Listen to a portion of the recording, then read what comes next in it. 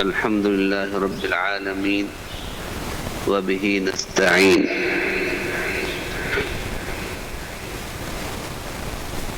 خامسا الأخطاء في قوله تعالى مالك يوم الدين.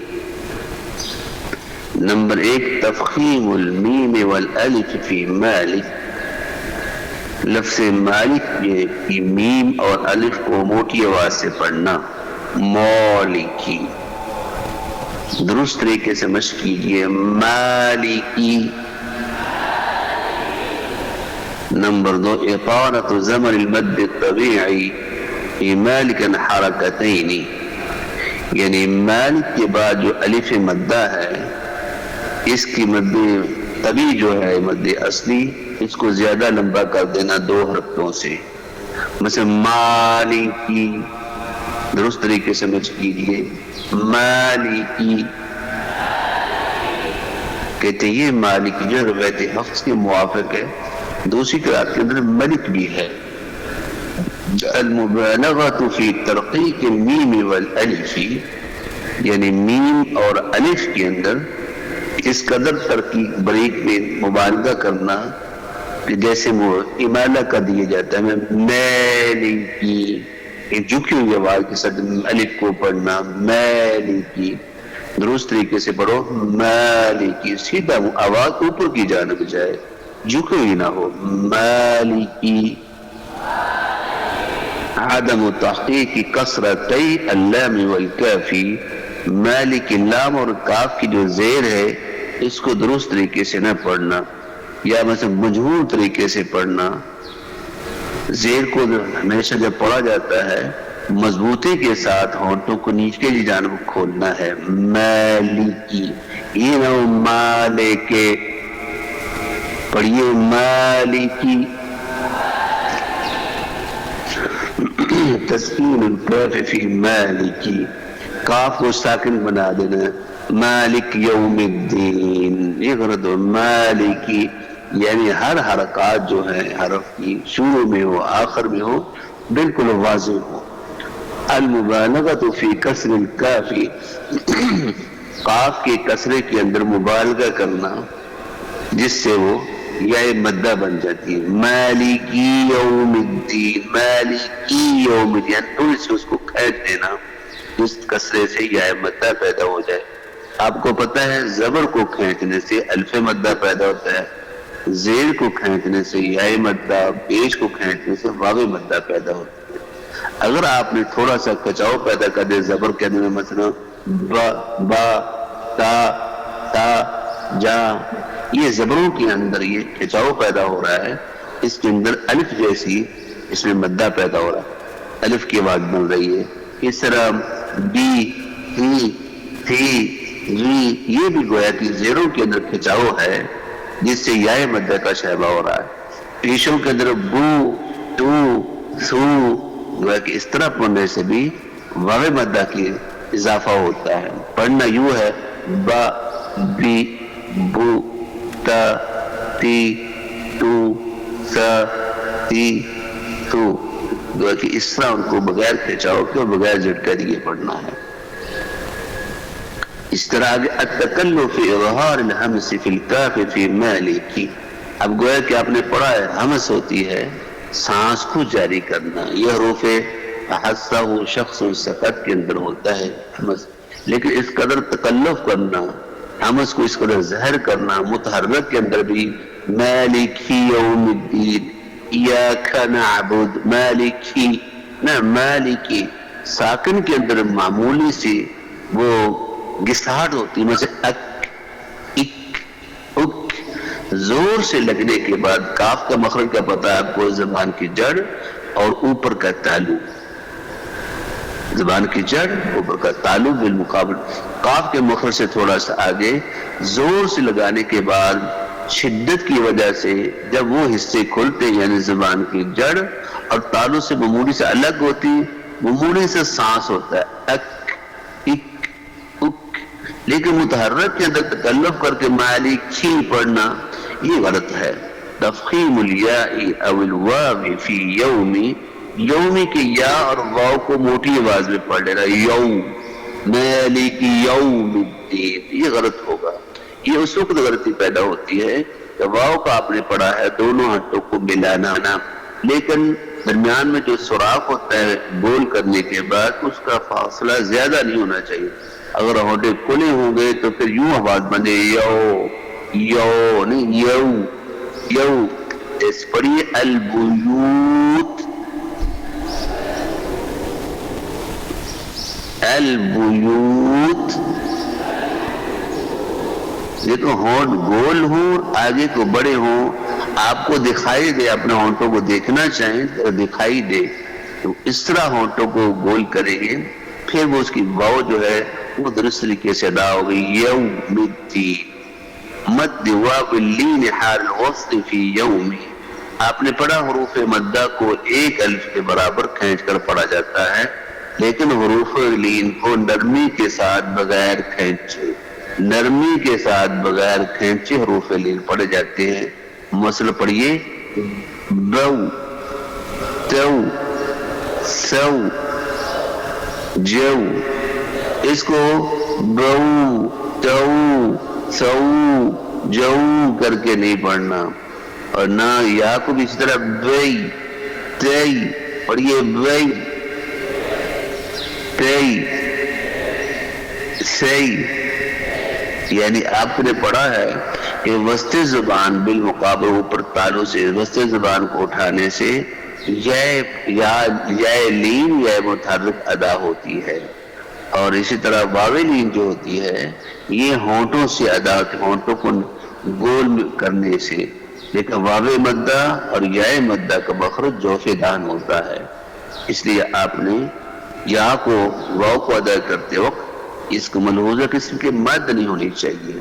وَذَلِكَ لِأَنَّهَا لَا تُمَدُّ حَالَ الْوَصْلِ، یہ واو لین جو ہوتی ہے حالت وصل میں اس پہ مد نہیں ہوتی، اما حال الوقف فتصبح مد اللین، لیکن حالت وقف میں مد عارض لین آپ نے پڑھی ہے تو مد عارض لین کے اندر فتمد حرکتان، یعنی قصر ہے جس کی مقدار 2 حرکتیں ہیں، 4 حرکتیں جسے توسط کہتے ہیں، 6 حرکات جسے اشباع یا طول سے تعبیر کیا جاتا ہے، یعنی حالت وصل میں واو لین پہ تو مد نہیں ہوگی، لیکن حالت وقف میں قصر، توسط اور طول پڑھ سکتے ہیں۔ نمبر 10 قلب الدال الى تاء فی الدین، دیکھیں دال اور تا کا مخرج ایک ہے، زبان کی نوک ثنایا اولیہ کی جڑ، لیکن تا کے اندر دیکھیے، تا کے اندر یہ ہمزہ ہے اور دال کے اندر جہر ہے، اور اسی طرح آگے دال شدت، اگر آپ پڑھتے ہیں وہ دال کے اندر اس کو مضبوطی سے نہیں کریں گے دال کو، یعنی کیونکہ تا کے اندر معمولی سا سانس ہوتا ہے، کیونکہ وہ اس کے اندر حمز ہے، تو کہ تا اس کو شدیدہ محموسہ ہے، اس کے اندر حمز بھی ہے، اس کے اندر شدت بھی ہے، لیکن دال کے اندر صرف شدت اور جہر ہے، یا کہ وہ سارا کا سارا جو سانس ہے وہ آواز بن چکا ہے۔ اگر آپ نے معمولی سا سانس جاری کر دیا دال کو پڑھتے وقت، پھر ادائیگی یہ ہوگی مالک یوم الدین،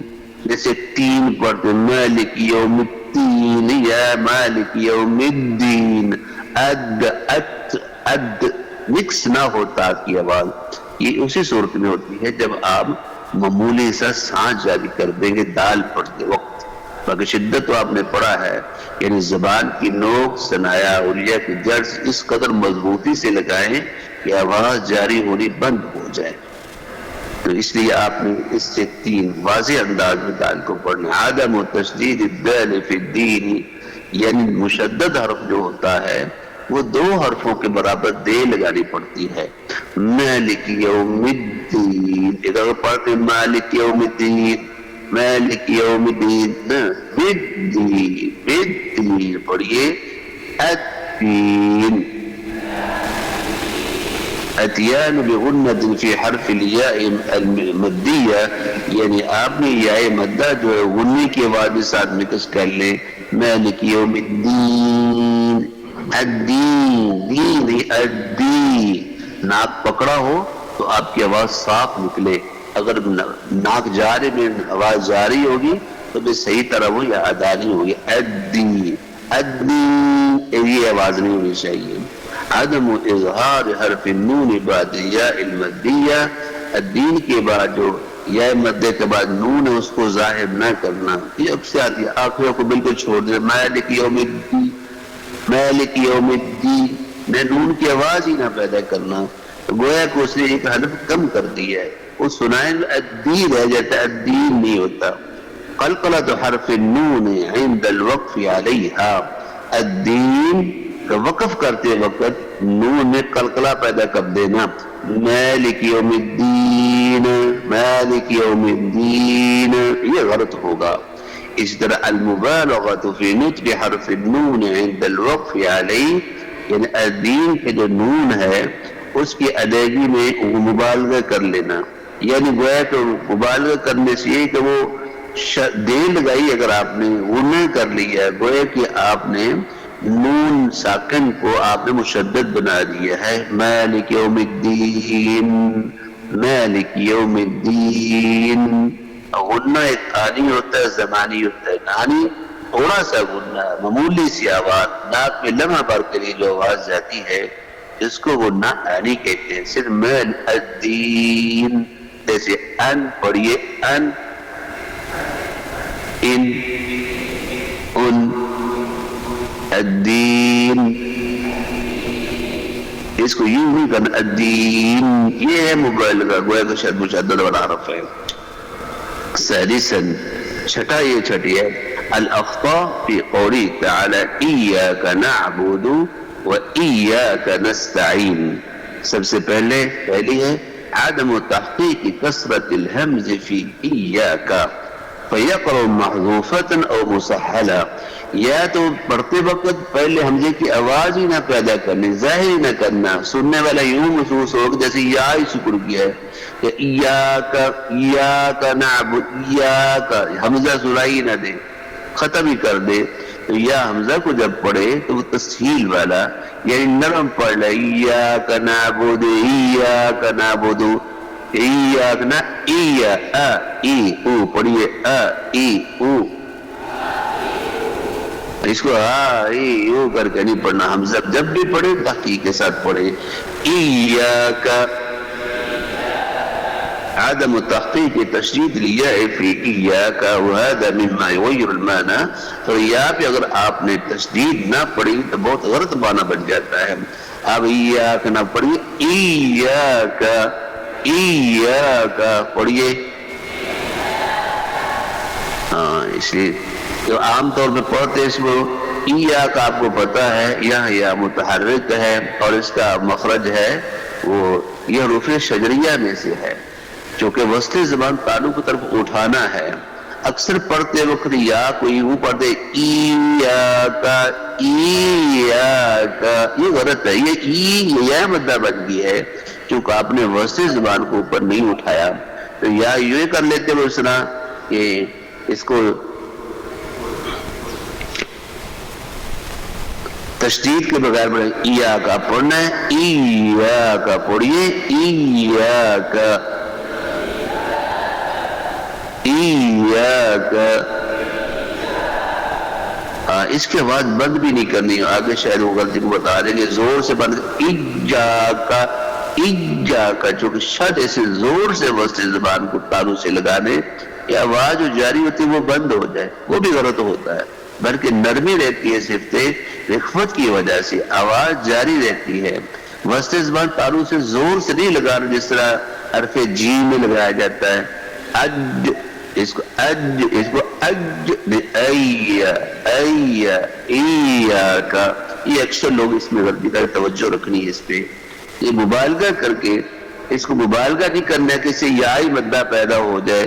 یوں کر لے المبالغۃ فی تشدید الیاء، یعنی یا کے شد میں مبالغہ کرنا جیسے کہ حرف مدہ بنائے. ایاک، ایاک، ایاک، بس اتنے پڑھنا ہے. پڑھیے ایاک. الاتیان بغنۃ عند نطق الیاء، یا کو پڑھتے وقت غنہ پیدا کرے. ایاک، وہ تو میں یکون کی طرح تو نہیں ہے نا کہ نون کا ادغام ہو رہا ہے، یا مشدد ہے، اس کے غننے کی آواز کہاں سے آ رہی ہے؟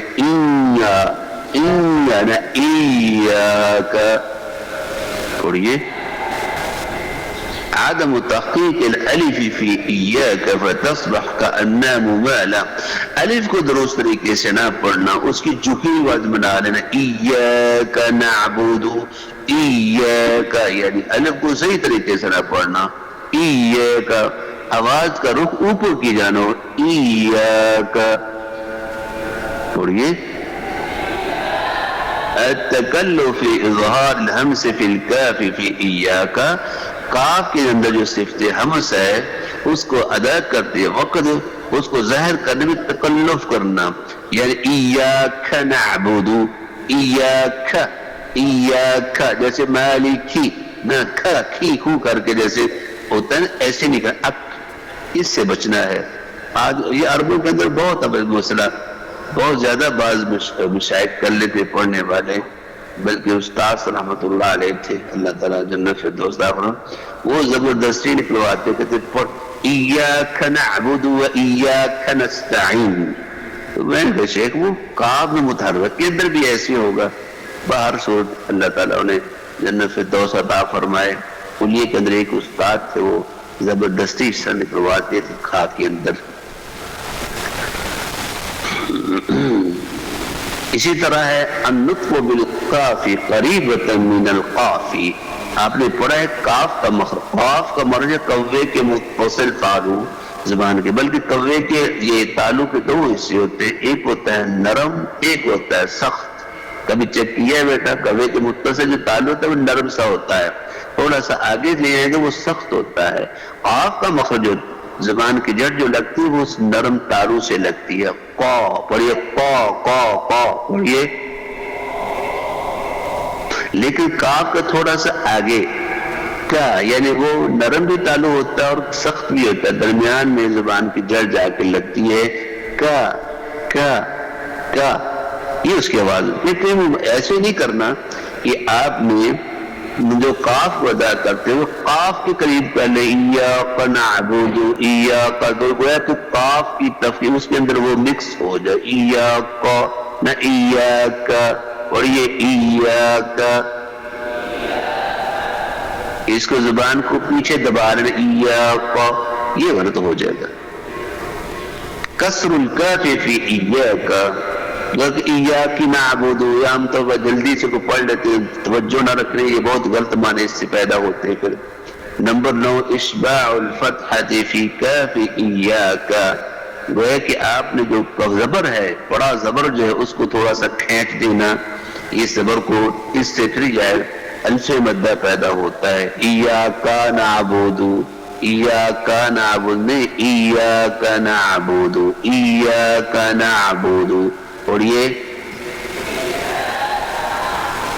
10ویں السکت بعد الالف فی ایاک، ایاک جو الف اس کے بعد تھوڑا سا رک جانا، بحیث تصبح کأن ایا بچے گویا کہ اس کو لفظ کاٹ لینا، یہ ایسے ہوگا ایاک نعبد ایاک نعبد نہ ایاک نعبد، تو سرسر سے درمیان میں وقفہ نہ ہو جس سے ای الگ ہو جائے کا علیحدہ ہو جائے، اس سے بچنا ہے، سکتے کی کفیت یہ تھوڑی دیر کے لیے رک جانا۔ تفخیم النون فی نعبد، نون کو موٹا پڑھ لینا، نعبد، نون زبر نہ ہوتا ہے، نون زبر نو نہیں ہوتا، اس کو نا کر نعبد غلط ہو جائے گا۔ عدم الاتیان بصفت التوسط فی العین، نعبد توجہ رکھیے یہ خاص ہے، عین کے اندر یہ عین جو ہے یہ حروف متوسطہ میں سے ہے، جس کے اندر کچھ صفت شدت ہوتی ہے، کچھ اس کے اندر صفت رخوت ہوتی ہے۔ شدت کا معنی ہوتا ہے آواز کا کلی طور پہ بند ہو جانا، اور رخوت کا معنی ہوتا ہے آواز کا جاری ہونا، لیکن عین کے اندر صفت توسط ہے جس کا معنی ہے کچھ نرمی کچھ شدت، کچھ آواز بند ہوتی ہے کچھ آواز جاری ہوتی ہے، آواز یوں ہوتی ہے نعبدو، اور یہ نعبدو، اگر اس کی آواز بالکل بند کر دینا، یوں پڑھنا ایاک نعبد ایاک نعبد یعملون، یہ بیٹا صرف شدت ہے، یہ حروف توسط سے یہ نہیں اس کے اندر ہوتی، یہ غلط ہو جاتی ہے، اس کے اندر شدت نہیں ہے بلکہ آواز اس کے اندر پھیلتی ہے، نعبد نعبد پڑھیے، لیکن اس کو عین کے اس کی صرف شدت رہے ہی نہ، ایاک نعبد ایاک نعبد نعبد نہیں، نا سختی ہو اس کے اندر، وسط زبان میں کچھ دباؤ پیدا ہو، وسط حلق میں، کیونکہ مخرج عین کا وسط حلق پڑھتے وقت دباؤ ہوگا، یہی وجہ ہے کہ بعض دفعہ انسان زبان کی جڑ کو دبائے نہ تو ایسے آواز بغیر شدت کے نکلتی ہے، ایاک نعبد یعملون نہیں ہے، نا نا دا تا تا یا ہا، یہ ایسی آواز تھوڑی سی پھیلتی ہے اس کے اندر، تو یہ یاد رکھنا، خاص طور پہ عین یہ اکثر کرتے ہیں، پڑھے لکھے بھی کر لیتے ہیں اس کے اندر۔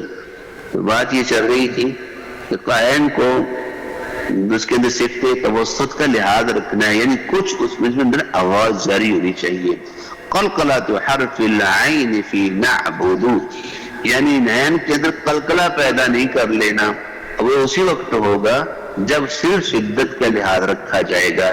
وہ پڑھ لیں ایاک نعبد ایاک نعبد نعبد نعبد، کلکلے سے بچانا ہے، کلکلہ تو یہی پڑھا ہے کہ جس جگہ سے وہ حرف ادا ہوتا ہے وہاں کچھ جھٹکا سا سنائی دے، جنبش نا نا نا، یہ ہے انعم انعم رب یہ سارے کلکلے اسی کہلاتے ہیں، عین کو بھی کلکلے سے بچانا ہے۔ نمبر 14 قلب حرف العین الى حمزہ ما غنہ، عین کو حمزہ سے بدلنا اور ساتھ غنہ بھی کر لینا، اب یوں پر ایاک نعبد ایاک نعبد الف بنا دیا ہے، ایاک نعبد نعبد حمزے کی وجہ جھٹکا پیدا کر دینا، نعبد اور غنہ بھی ساتھ کر لینا، اس سے بچنا ہے، زبان کی جڑ کو گلے کی طرف وسط حل کی طرف لے کر جائیں گے، نا نا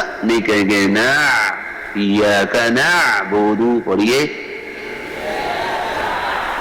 عدم تخفیف حرکات الضم فی نعبد، با اور دال کی جو پیش ہے اس کو صحیح طریقے سے نہ پڑھنا، صحیح مخرج سے صحیح ادائیگی نہ کرنا، کیونکہ پیش کی ادائیگی ہوتی ہے ہونٹوں کو گول کر لینا، ہونٹوں کو گول کر مضبوط طریقے سے نعبد نعبد بو تو سو جو، ان کو مجبور طریقے سے بو تو سو جو، یہ غلط ہے، نعبد غلط ہوگا، نعبد پڑھیے نعبد،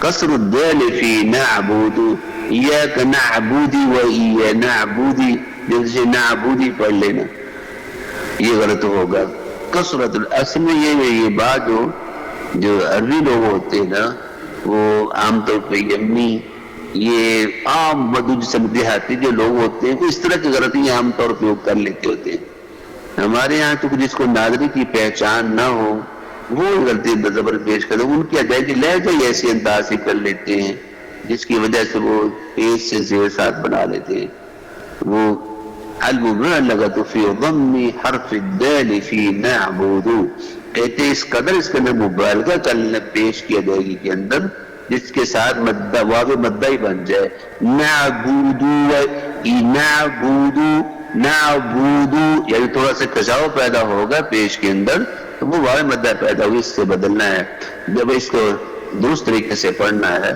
اس کو جلدی سے پڑھنا ہے، ہر حرکات جو بڑی حرکات ہوتی ہیں اس کی چھوٹی سی آواز ہوتی ہے، نعبد نعبد، یہ نہ نعبد ایسے نہ ہو، کسر الدال قلقلۃ الدال او تسکین فی نعبد، دال کے اندر قلقلہ پیدا کر لینا، نعبد نعبد نعبد دو، یعنی وہ قلقلہ کو آپ کو پتہ ہے کہ قلقلہ کے ساکن کے وقت ہی قلقلہ سنائی دیتا ہے، اگر تو یہ دال کے اندر یہ قلقلہ جو ہے صفت لازمہ ہے، ہر حالت میں ہوتی ہے، چاہے متحرک کیوں نہ ہو، لیکن اس کا تو اس کو ظاہر کرنا متحرک کے اندر بھی نعبدو و ایانا، اتنا زور سے کرنے کی ضرورت نہیں ہے، یا اس کو ساکنی بنا دینا نعبد و ایا، نعبد و ایا یا نعبد و ایا، یہ ہے اس کے اندر مبالغہ کرنا دال کے اندر۔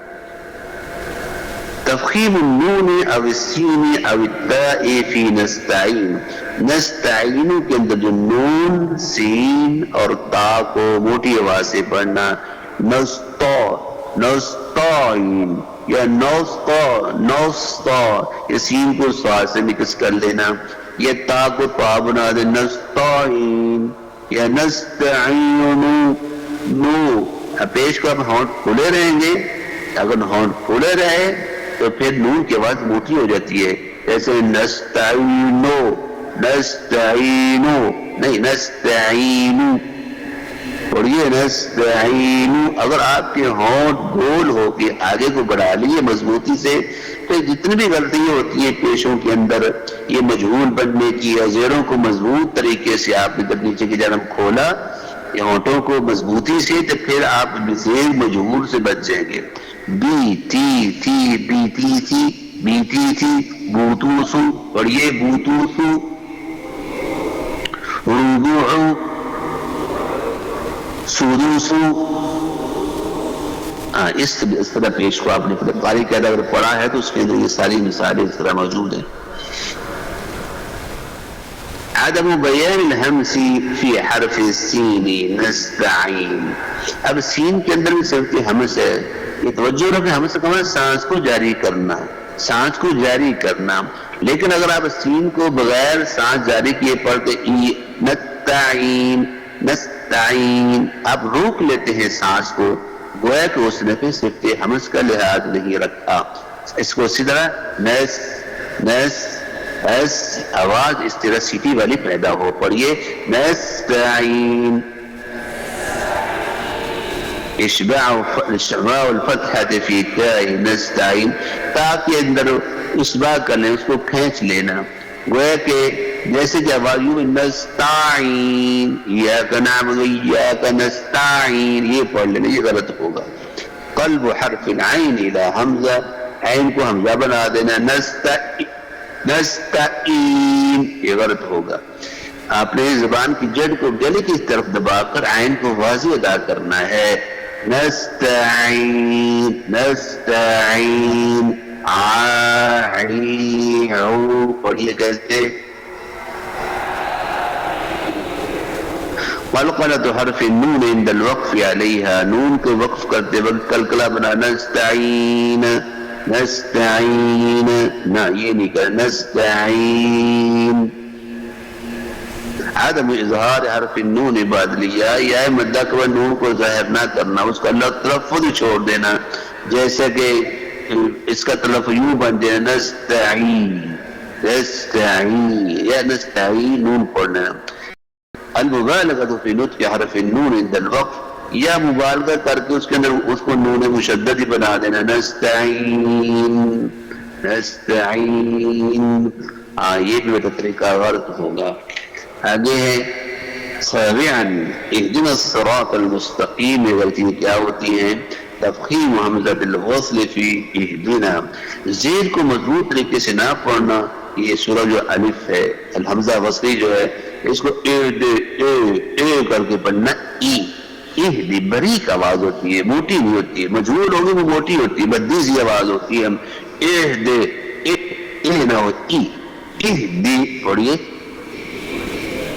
فتح حمزۃ الوصل فی اہدنا، اس کے زیر اہدنا پڑھ لینا، یہ غلط ہو جاتا ہے معنی، اہدنا نہ اہدنا زیر پڑھنی ہے۔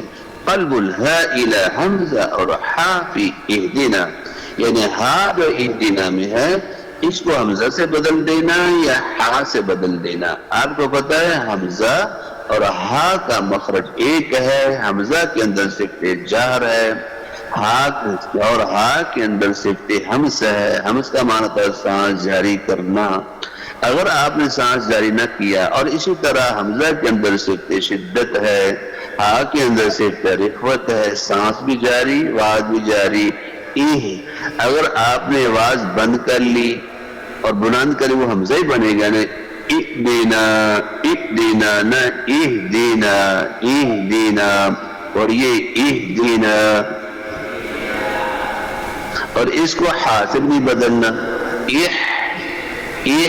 ہا کا مخرج ہے اقصا حلق، ہا کا مخرج ہے وسط حلق، گویا کہ ہا کو پڑھتے وقت آپ نے وسط حلق میں دباؤ پیدا کر لیا تو وہ ہا بن جائے گی، ہا دیکھیں وہ ہا جب پڑھتے ہیں وہ ہوتا ہے یعنی اس کا اثر جو سینے پہ جاتا ہے، سینے پہ اگر ہاتھ رکھ لیں اگر آواز وہاں پیدا ہوئی تو وہ ہا ہے، اگر وہاں تک آواز نہیں پہنچی درمیان حلق میں ہی رک گئی ہے تو وہ ہا بن جاتی ہے، چیک کر لینا بیٹا، ہا کو پڑھتے ہوئے سینے میں سانس آواز نہیں جائے گی، لیکن وہ ہا میں یہ توجہ رکھنی ہا اور ہا کی ادائیگی کے وقت۔ عدم الاتیان بصفت الحمز فی الہا، کدھر صفتی حمز کو ظاہر نہیں کرنا، روک لینا، اہدنا چونکہ اہدنا حمز صفتے جو حمز ہا کے اندر ہے حمزہ کے اندر نہیں ہوتی، اس لیے اس کو حمزہ نہیں بنا رہنا، یعنی صفتی حمز کا خصوصی طور پہ اس کا اہتمام کریں، یعنی سانس کو اس کو جاری کرنا ہے، اہدنا اہدنا، لیکن اتنا بھی زیادہ نہ اس کا سینہ جو بولے نہ آواز جو ہے وہ اتنی زور سے سینے کے اندر نہیں جانی چاہیے، نہ بیٹا بولیے تفخیم النون والالف اہدینا، یہ نون اور الف کی آواز موٹی بنائے، اہدینا اہدینا نہ اہدینا۔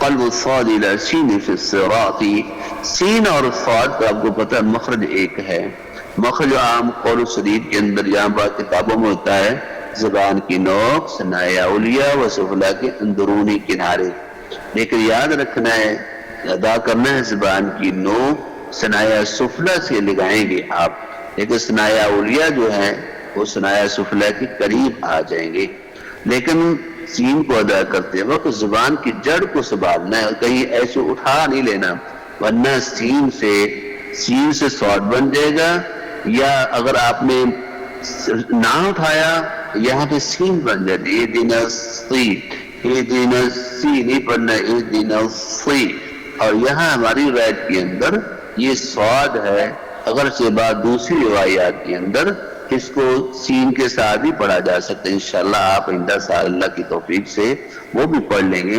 یہاں صاد کو سین سے بدلنا اس کو لحن جری نہیں کہیں گے، یہ یاد رکھ لیجئے کہ غرض کہہ دیں یا لحن جری کہہ دیں یہ نہیں ہے، اگرچہ روایت ثابت ہے لیکن روایت حفظ کے اندر صاد تھا، اس کو کہتے حذف سے روایت، یعنی آپ نے روایت کے اعتبار سے یہاں غلطی کی ہے، روایت حفظ جو تھی وہ صاد کے ساتھ تھی، آپ نے سین کے ساتھ پڑھ لی ہے، لیکن یہاں جو ہے صاد کو سین سے بدلنا اس کو لحن جری سے تعبیر نہیں کریں گے، لحن جری کا مطلب ہوتا ہے وہ پتہ ہے آپ کا حرام ہے، یعنی آپ کہنے کو پڑھنے والا پڑھے اہدنا الصراط تو آپ کہتے آپ نے حرام کام کیا ہے، یہ وجہ کہ قرات کو سیکھنا چاہیے تاکہ اسلام صحیح فیصلہ کر سکے، اگر ان کو قرات کا علم نہیں ہوگا تو ہر صاد کو سین سے بدلنے کو کہیں گے یہ لحن جلی اور حرام ہے، یہاں بیٹے اس کو حرام نہیں کہتے ہیں، اس لیے یہ غلط اس کا دو طریقہ کار ہوگا، اس لیے قرات کو بھی پڑھنا انسان کو ضروری ہے، جہاں جہاں دو قراءات ہیں وہاں اگر کوئی غلطی کرتا ہے تو اس روایت کے روح سے تو وہ غلطی ہوگی، اس روایت کے روح سے وہ کذب ہوگا، جھوٹ ہوگا، کہتا ہے میں روایت حفظ میں پڑھ رہا ہوں لیکن باقی وہ قرات کو اس طرح داخل کرتا جائے، یہ غلط ہوگا۔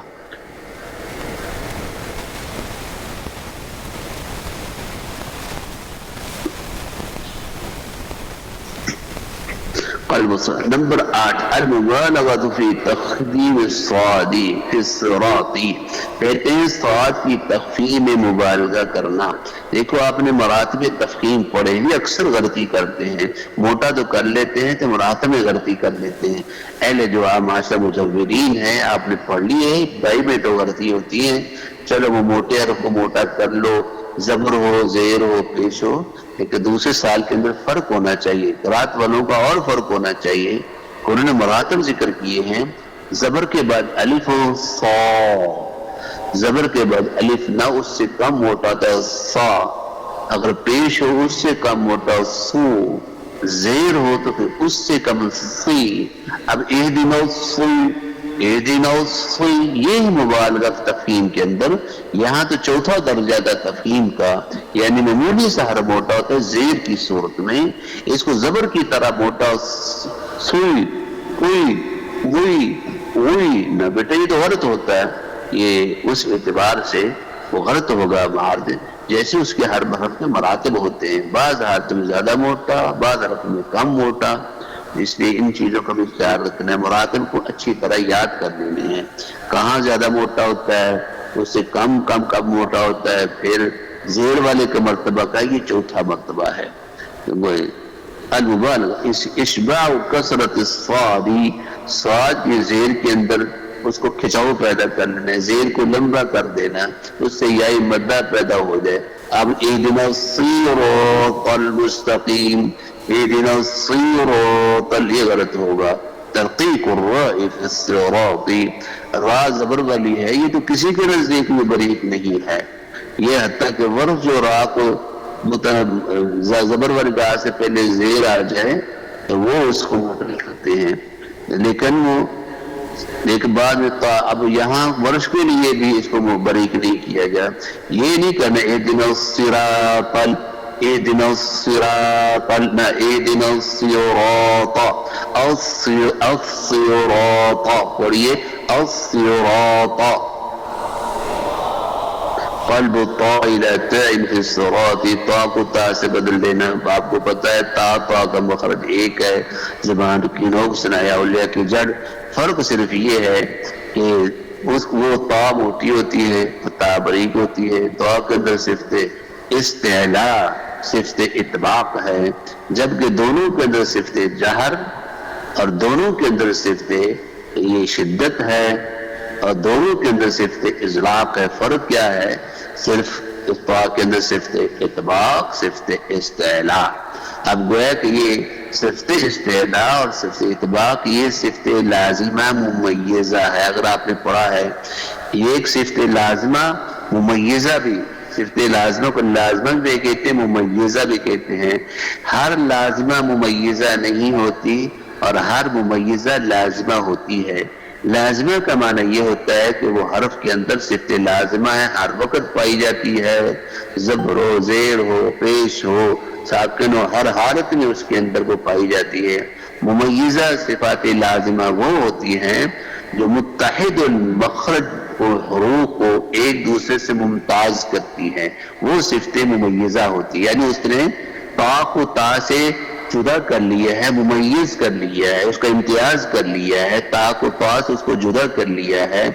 اب گویا کہ صفت جو استعلاء ہے یہ لازمہ تا کے اندر ہے، ساتھ ممیزہ بھی ہے، کیونکہ اس نے تا کو تا سے الگ کر لیا ہے موٹا ہونے کی وجہ سے.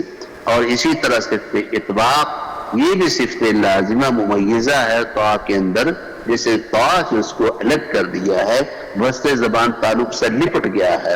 اور تا کے اندر وہ صفت استفعال یہ لازمہ ممیزہ ہے کہ اس نے وہ تا کی وہ تا سے اس کو الگ کر دیا ہے اور زبان کی جڑ کو نیچے رکھا ہے، اور اس پہ انفتاح نے وسط زبان کو نیچے رکھا ہے. گویا کہ ان دو صفتوں نے یہ دونوں صفتیں استفعال، انفتاح تا کے لیے لازمہ ممیزہ ہیں اور طا کے لیے صفت استعلاء اطباق کا لازمہ ممیزہ ہے، جبکہ صفت جہر دونوں کے اندر لازمہ ہے، ممیزہ نہیں ہے. جس صفت کے اندر دونوں کٹھیا آ جائیں گے متحد المخرج وہ صرف لازمہ ہوگا. جس صفت کے اندر وہ دونوں الگ الگ ہو جائیں گے تو ہر صفت اس کے لیے جو ہو حرف کے لیے وہ ممیزہ بن جاتی ہے. اسی طرح وہ صفت جو شدت ہے یہ تا کے اندر آپ کہیں گے صفت لازمہ ہے، تا اور تا میں ممیزہ نہیں بولیں گے. لیکن اگر آپ نے کہا صفت استعلاء آپ کہیں گے طا کے اندر یہ صفت لازمہ ممیزہ ہے، صفت استفعال تا کے اندر لازمہ ممیزہ ہے، اور صفت اطباق طا کے اندر لازمہ ممیزہ ہے، اور صفت انفتاح تا کے لیے صفت لازمہ اور ممیزہ ہے۔ پتہ نہیں بات بیٹوں کو سمجھ آئی ہے کہ نہیں؟ باقی مشائخ آپ کو مزید سمجھا دیں بیٹا۔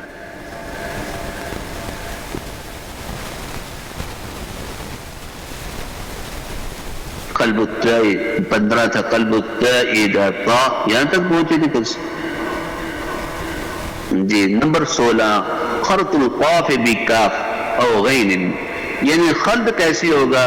یعنی قاف کے اندر، یعنی آپ کو پتا ہے کہ قاف پڑھتے وقت زبان کی جڑ کو قوے کے متصل لگانا، پیچھے دبا کے زبان کی جڑ کو رکھنا ہے۔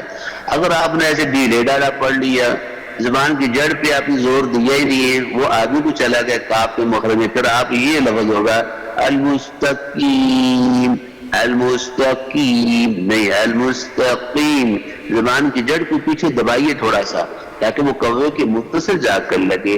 پڑھیے المستقیم۔